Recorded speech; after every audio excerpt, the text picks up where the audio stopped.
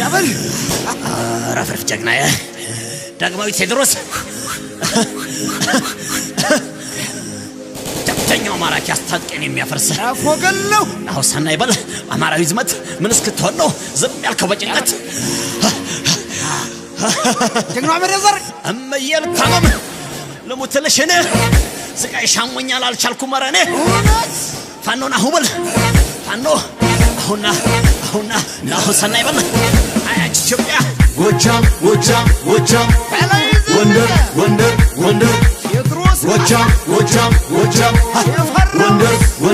ወንደር የጀግና ዘር የቋንጨ ዘር የነፍጠኛው ባለሞይ ዘር ወሎ ሸዋ ወሎ ሸዋ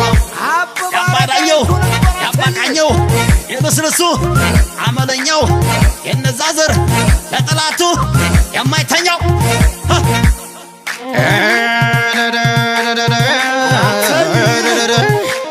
ዘር መከተምሪያ በመሳፍንት ያሳምነው ገልገሉ ሰቻለው ትሉ ቤት አማራ ነገድ ተማርኳል ኮማንዶ ተማርኳል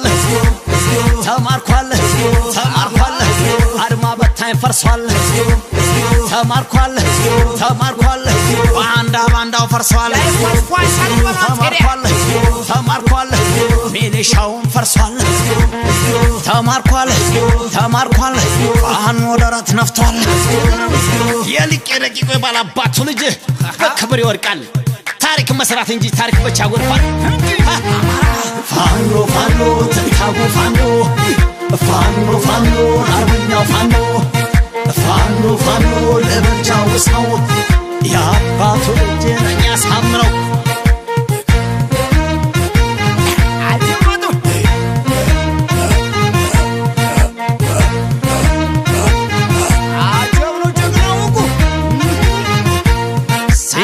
ሲነዳ የምብርቅቅ ሲነዳ አሳምነው ብሎ በክብር አስጠራው አየሁት ሁሉንም አየሁት ዘንዘልማ መሬት ምን ይሆን የተውኩት የወልደ መሳፍንት የንጉሱ ዘር ጥንትም ያባቱ ነው ታሪክ ነገር ልጅም እንዳባቱ ድል በድል ይሆናል ያሳምነው ግልገል ይሄን አስመስክሯል ያበለ ፈርሷ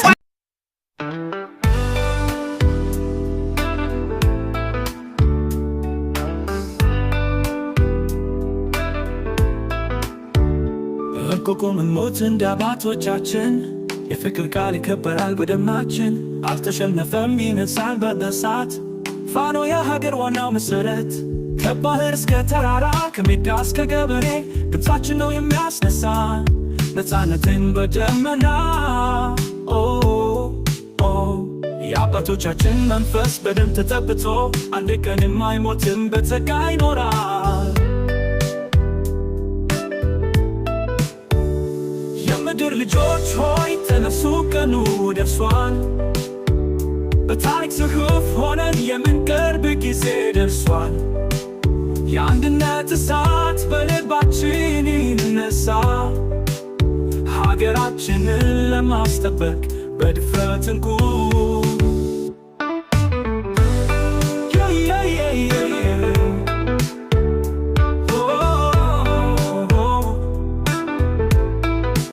ሰላም ጤና ይስጥልኝ ውድና የተከበራችሁ አድማጭ ተመልካቾቻችን በያላችሁበት የዓለም ዳርቻ ሰላማችሁ ይብዛልኝ። ለዛሬ የተመረጡ አዳዲስና ሰበር መረጃዎች ወደ እናንተ የምናደርስ ይሆናል። ከዛ በፊት ግን ለቻናሉ አዲስ ከሆኑ ላይክ፣ ሼር፣ ሰብስክራይብ ማድረግ እንዳይረሳም። ወደ ዜናው አልፋሉ። በኦሮሚያ ምዕራብ ሸዋ በኖኖ ወረዳ 12 ነዋሪዎችና 22 ታጣቂዎች መገደላቸውን የአካባቢው አስተዳደር ገለጸ።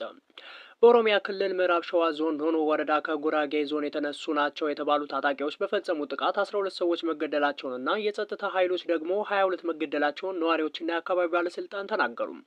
በኖኖ ወረዳ ሀሉ ዲንቂ መንደር ባለፈው ቅዳሜ ጥቅምት 8 2018 ዓ.ም ምሽት ላይ በተፈጸመው ጥቃት 22 ሰዎች መገደላቸውን ነዋሪዎች ሲናገሩ የኖኖ ወረዳ አስተዳዳሪ ግን የተገደሉት 12 ሰው መሆናቸውን አፋን ኦሮሞ የሚል ገጻቸው ላይ ገልጸዋል።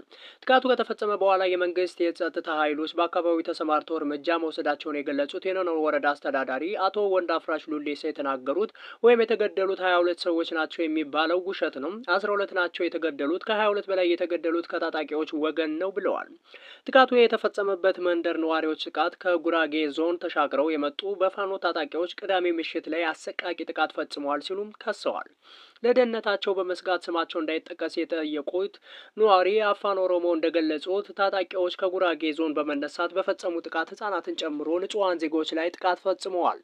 በአካባቢው ትልቅ የጸጥታ ችግር እየፈጠሩ ያሉት የኦሮሞ ነጻነት ሰራዊት ታጣቂዎች ናቸው የሚሉት አቶ ወንዳፍራሽ ለፋኖ መንገድ የከፈቱት እነርሱ ናቸው። ፋኖ በሚል ስም የሚንቀሳቀሱ የመንግስት ስርዓት ለመጣል የሚሞክሩ ሳይሆኑም ተራ ሌቦች ናቸው። በየመጠጥ ቤቱ የሚውሉና ማታ ማታ ጠመንጃ አንስተው ጥቃት የሚፈጽሙ ናቸው ብለዋል።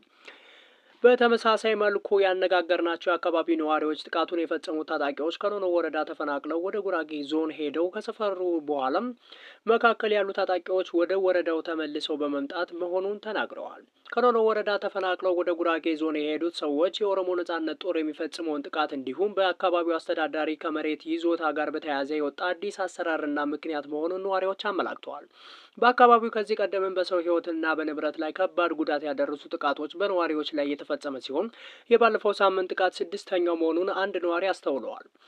በቅዳሜው ዕለቱ ጥቃት ከተገደሉት ሰዎች መካከል ህጻናት፣ አረጋውያንና ሴቶች እንደሚገኙበት ነዋሪው ጠቅሶ በጥቃቱ ተገድለዋል ብሎ የሚሰጡት ቁጥር ግን ከወረዳው አስተዳዳሪ የተለየ ነው ሲሉ ያነጋገርናቸው ነዋሪዎችም ጥቃቱን የፈጸሙት ታጣቂዎች ከጉራጌ ክልል የመጡ ናቸው በማለት ጥቃቱን የፈጸሙት የኦሮሞ ነጻነት ጦር በሚያደርሰው ጥቃትና ህገወጥ የመሬት ወረራ ሳቢያ ከኖኖ ወረዳ የተፈናቀሉ ሰዎች ሲሉ አክለዋል።